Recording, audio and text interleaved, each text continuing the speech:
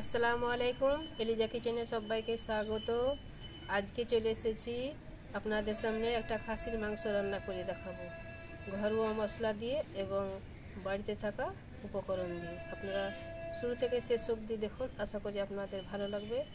আর আমার মতো করে কে কে মাংস রান্না করেন আপনারা সবাই কমেন্ট করে জানাবেন আমাকে।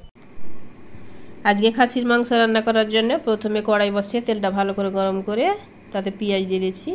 পেঁয়াজটাকে 5 মিনিট নেড়ে চেড়ে একটা ব্রাউন কালার করে নিয়েছি। 2 কেজি খাসির মাংস নিয়ে এসেছি। পুরোটাই রান্না করব না, অর্ধেকটা রান্না করব।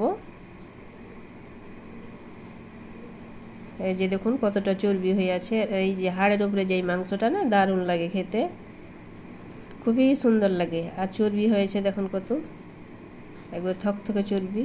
তারপরে অর্ধেকটা দিয়ে দেব, তারপরে ভালো করে নেড়ে নেব 5 মিনিট। লবণ ছাড়াই রান্না করছি। লবণ দিলে তাড়াতাড়ি জল বেরিয়ে আসে, আর যদি লবণ ছাড়াই মাংসটাকে কষানো যায় তাহলে অনেকটাই সফট হয়। তারপরে এখানে যা রেগুলার মশলা ব্যবহার করেছি, হলুদ, লঙ্কা গুঁড়ো, কিছু গরম মশলা, জিরে গুঁড়ো এবং 1.5 চামচ নুন দিয়ে দিলাম। দিয়ে ভালো করে নেড়ে চেড়ে তারপরে রসুন বাটা, এখানে কয়েক টুকরো আমাদের বাড়িরই গাছ আছে মিট মশলার, তাতে কয়েকটা পাতা ছিঁড়ে দিয়ে দিলাম মাংসের মধ্যে, মাংসের সেন্টটা ভালো হওয়ার জন্যে। ভালো করে মিশিয়ে নিলাম। 10 মিনিট ধরে এইভাবে অনবরত নেড়ে চেড়ে একই রকমভাবে নাড়তে হবে, না হলে তলায় লেগে যাবে।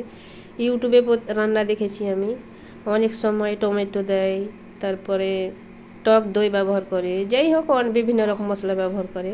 একবার এইভাবে রান্না করে দেখবেন, আর ওই একবার রান্নাটা খেয়ে দেখবেন, এটা দারুণ রান্না হয়। কেননা আমরা ঘরোয়া মশলা দিয়ে রান্না করছি, কোনো রকম বাইরে থেকে মশলা কিনে ব্যবহার করছি না। এই যে পানি দিয়ে দিয়েছি, তা আপনাদেরকে দেখানো হয়নি, সেটা স্কিপ হয়ে গেছে।